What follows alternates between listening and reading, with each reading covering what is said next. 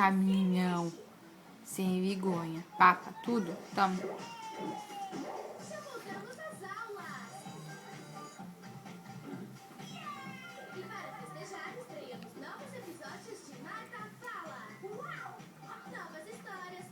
Muito bem. Mais uma. Mais uma. Mais uma. Mais uma. 1, 2 e... Não. Vai cair. Santander apresenta a turma do Brincando Abre um bocão. Abre um bocão. Vem o dinheiro dos adultos.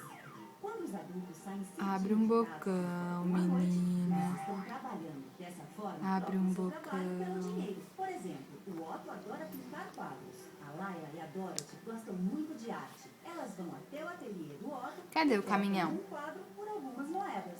Com esse Cadê o dinheiro, caminhão? se o Otto Cadê? fosse adulto, pagaria algumas Cadê o contas como a de caminhão? água e guardaria o restante. Cadê? Assim são os adultos. Trabalham, Cadê o pagam as caminhão? contas e também guardam um pouquinho do Cadê o dinheiro caminhão? para algo que desejam. Mas e as crianças? Precisam trabalhar para ganhar dinheiro? Cadê o caminhão? Não, as crianças devem estudar e brincar. Os adultos de vez em quando dão um dinheiro para as crianças, mas é preciso saber usá-lo.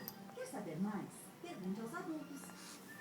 Santander, divirta-se brincando na rede.com.br. Vamos